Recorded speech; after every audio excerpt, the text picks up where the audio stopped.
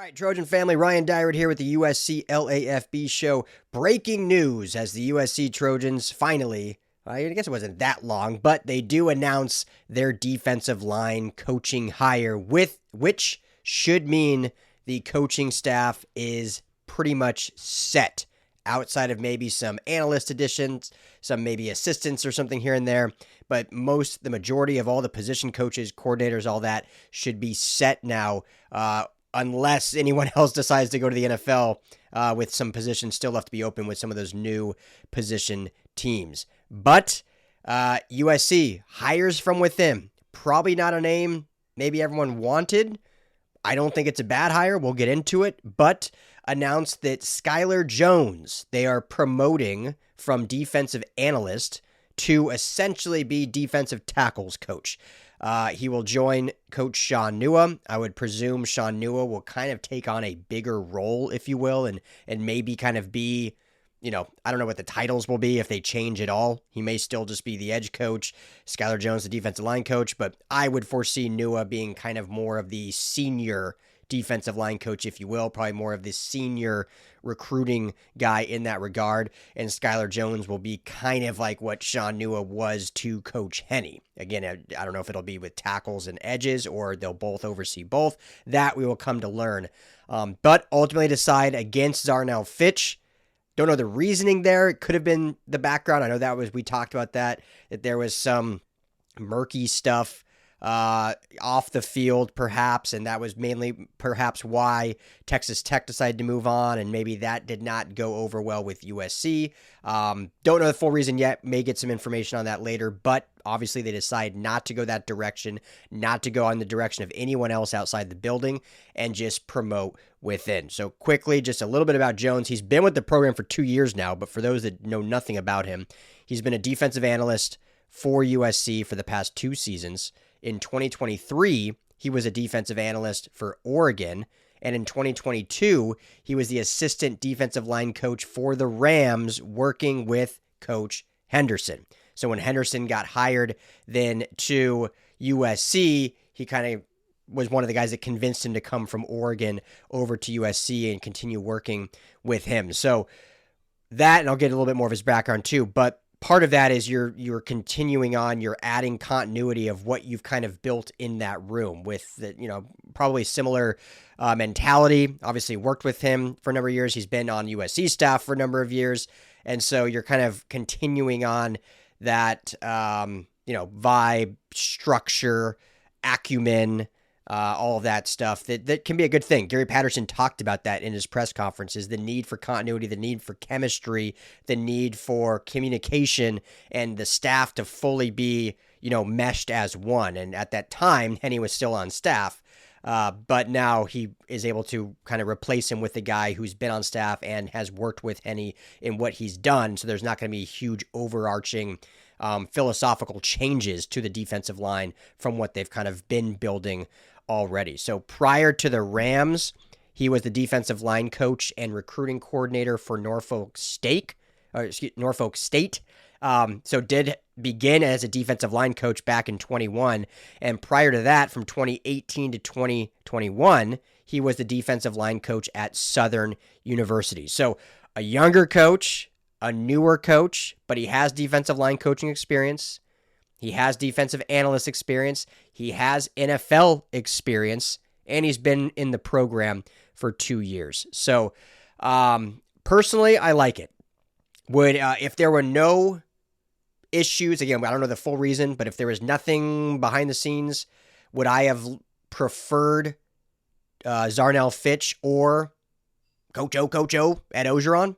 Yeah, probably would. I mean, they're a little bit more proven. Now, Coach O is a little different because he's been out of football for so long, so who knows? But I think he's proven enough that he could jump back in that role. And then Fitch, the reigning, defensive line coach of the year per Football Scoop and a good recruiter. And, the proof is in the pudding of what he did at Texas Tech. So would I have preferred maybe one of those two guys? Yeah, probably. But if there were, USC had their reasons, obviously, whether it was off the field or not, or just fit.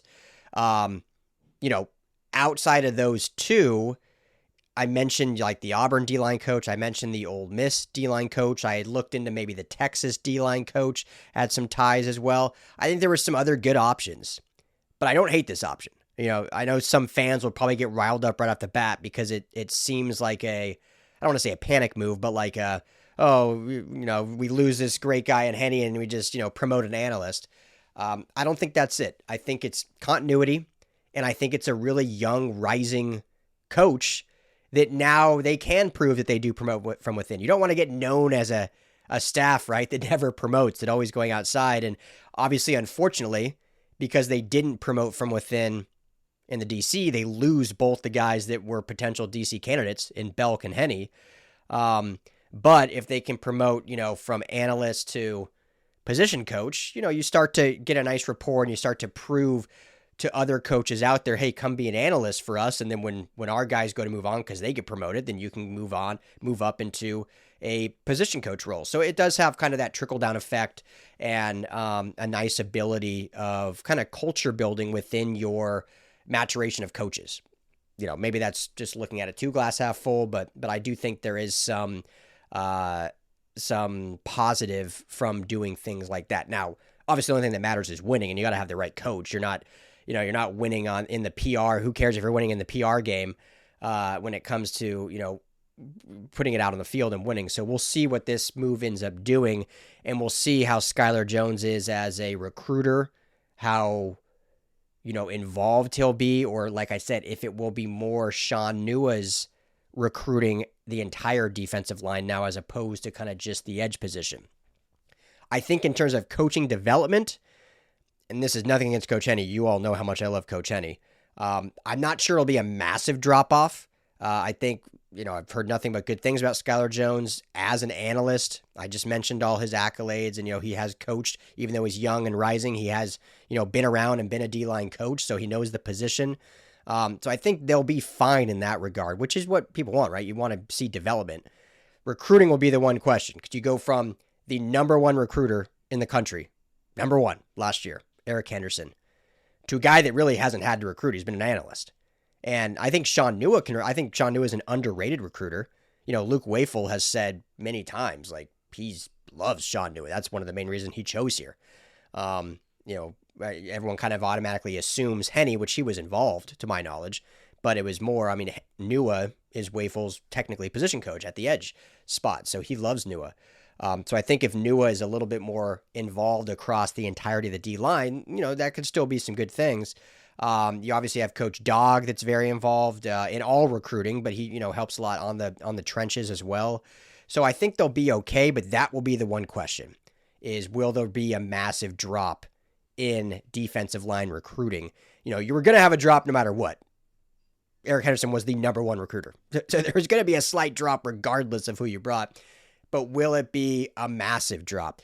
Or will the fact that, with Lincoln Riley, with Chad Bowden and all the front office guys, with Shaun Nua having a bigger role, you won't see some like fall off a cliff kind of drop in the recruiting department. So that'll be what we'll kind of be watching. But I think on the field, keeping the continuity together, keeping familiarity together will actually end up being a positive. And I think this will be I think this will be seen as a good promotion. I think the players will like it. Not that they would have been against maybe Fitch or some other guy, but hey, this is a guy they all know. Like when they were recruited by Henny, Skyler Jones was still very involved in the room. So someone like a Jakeem Stewart, Jamie Winfield, like they know Skyler Jones. So it's not just some new guy they have to get acclimated to and build a relationship with. This is someone that has been with these guys. So everyone fearing like, oh, Henny's gone, these guys are all going to leave. This was actually probably the best case scenario for the in-house guys already here, is keeping a guy in-house that they're familiar with and can carry on that kind of dog work mentality because he's been around it already for a number of years. So overall, I think it's a good hire. Let me know your thoughts. Drop them in the comments. Based in some other chats I'm in, doesn't seem like people are crazy about it yet. But I'm not just saying this. I know you know me probably as the glass half full positive guy, but I think this is solid. I do like it. Like I said, barring no off the field stuff, would I prefer a guy like Fitch? Probably. Just because there's more unknown with Skyler Jones. But I'm also very happy for him and keeping the continuity and familiarity. And I do think he is a rising star. I've heard nothing but good things about him. So now we got to see it play out. But this is what you got to do. You guys got to get promotion sometimes or you're going to lose everyone. So Skyler Jones, your new D-line coach, whether that's just D-tackles or assistant D-line coach with Coach Nua, we'll see the true how they come out here probably the next week or so in terms of actual titles. But for all intents and purposes, it'll be basically Coach Nua and Skyler Jones as your defensive line coaches. That's kind of how we'll look at it in that regard until official announcement. So let me know your guys' thoughts. Any more intel or any information I hear, especially in regards of recruiting, specifically with that position, I will let you know. But we move onward. And it looks like now the staff is set. We are good to go into the offseason, and spring practices are just weeks away from kicking off. So it's good to have some clarity and good to have this buttoned up, and hopefully everyone should be locked in moving forward. So appreciate you, family. Hit that like and subscribe. Let's keep this thing rolling. As always, fight on. Hey, Trojan family, thank you so much for hanging out and watching the USC LAFB show. Before you go, let me tell you quickly about our friends over at Sleeper. Go right now, download the Sleeper app. It's the #1 sports app, not just for season-long fantasy, but they've got live pickers, they've got live stat updates, they've got a chat you can chat with other users, plus the daily pick'em, which is a blast, or daily fantasy, whatever you want to call it. You go and pick 2 to 8 players across any sports. If you're talking USC, go choose J.D. Maiava in his next matchup. Pick more or less passing yards, more or less touchdowns. You stack those, and you can win real money. When you go to make your first deposit, make sure you use our promo code USCLAFB. You're going to get a match deposit up to $100. Put in $100, you get $100 free to play with from Sleeper. Put in $10, they'll match you that $10, so now you're sitting at $20 to play with. But also, right now, for any new users, no deposit required. You get $20 free entry. You can stack both. You can get the $20 for free, go make a deposit, use USC LAFB, and now you've got a bunch of free money to play with right there on the Sleeper app. Check it out, Trojan family, and when you do, tell them the guys at the USC LAFB sent you.